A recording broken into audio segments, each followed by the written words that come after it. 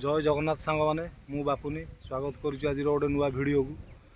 गोटे कृष्णदासंकर गोटे मठ अच्छी से मठ उपर श्री जगन्नाथ पांजी भी उल्लेख अच्छी चलतु देखा से मठर अलौकिक घटना।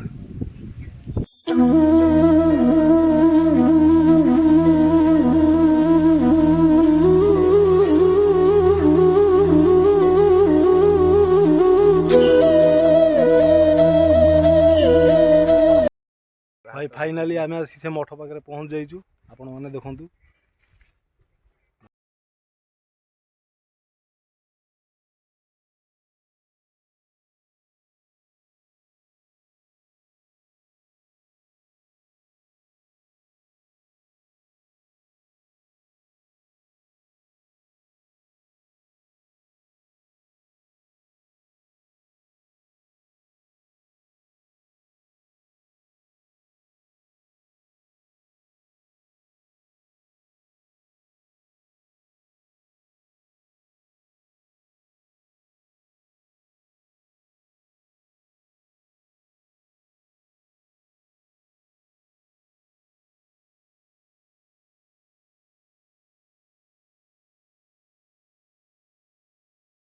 अलौकिक शक्ति अच्छी ये तो प्रथम बाबा आसी एठिकी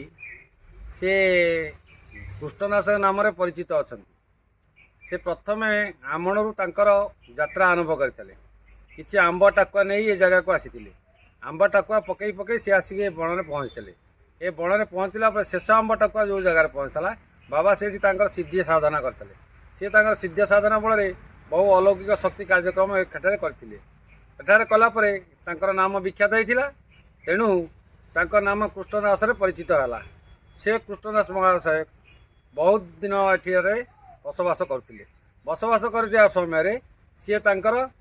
निजर आत्मा निजर मन से कहले मु मोर निज देहत्याग स्वत देहत्याग करी सी चाहिए समाधि नापी कि समाधि नवा समय से कहते मु गोटे मते नंदिया भितर बसई दि जाऊ से नंदिया पर मोर गोटे पलंक मो उपर घोरा हो जो दिन से पलंकटा फाटिव जानिए बाबा जीवन से शेष त्याग हो समय मो पर माटी त्याग कर तेणु बाबा से दिन ठार कृष्णदास नाम परिचित अच्छी यही बाबांकर 3-4 पुरुष धरी कार्यक्रम चलुची माघ सप्तमी है बड़ पर्व माघ सप्तमी दशमी ठारू एटा 7 दिन काल आमर सप्ताह भागवत पारायण कार्यक्रम करा जाए से कार्यक्रम आज है उद्यापनी दिवस उद्यापनी दिवस बाबांकर कार्यक्रम समस्त कार्यक्रम समापन है संध्या 7 घटिका समय आमर बाबांकर जो कार्यक्रम थिला से कार्यक्रम नहीं पुणी आमर गोपीनाथ जीव मंदिर पाखक आम जीवार व्यवस्था करूँ तेणुक यही बाबा पाखे अनेक बाबा माता आसी रही बाबा माता रहा से ये किछि दिन समय माने हुकुम कार्यक्रम करथिले एटी बहु दूर दूरांतर लोक आसती एटी हुकुम चले बाबांकर बीच काचू आउ जादू जेकोसी कार्यक्रम शरीर मनीषर होता है बाबा किसी अलौकिक शक्ति बल से कहते पोखरी मध्य तुम गाधे पड़ जाओ आ कि आवश्यक पड़ो नहीं तेणुक से पोखरी जी गाधोक जाऊला से आज्ञापी तार शरीर आरोग्य हो जाए बाबांकर आउ गोटे अलौकिक कथ्य अच्छी जे बाबा पाखे जी गंजेटी मानसिक करे तार गोरु गाई हजू कि तार जेकोसी कार्यक्रम करा जाए से जदि कहे प्रभु कृष्णदास प्रभु समाधि गोसाई मोर जो तुम मनस्कामना पूर्ण कर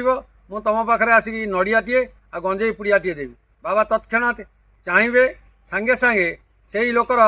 जेकोसी मानसिक करके जाऊना कहीं तार कार्य सिद्धि हुए सी आसी पुणी आमर एठी गंजेई आ नड़िया भोग करके जाए बाबांकर ये है बड़ अलौकिक शक्ति। आपन कहूली से बेल ऊपर नना कि बेल गोटे वृक्ष देखापी बहुत सुंदर महाकाल फल भाई से बेल बहुत बड़ बड़ हुए सी आमर कृष्णदासंकर पट शिष्य जे कि गोलक बाबा से बेल आनी माता और गोलक बाबा बहुत दिन समय धरी एठारे जीवन यापन करते से बेल वृक्षटी आनी रोपण करते से बेल देखापी बहुत चमत्कार देखापी बहुत सुंदर देखा भीतर भांगिला बेलू बहुत कला गल गल बेलटी बहुत सुंदर किंतु से औषध जातीय बेल हो बाबा ताको आनी एठारे रोपण करते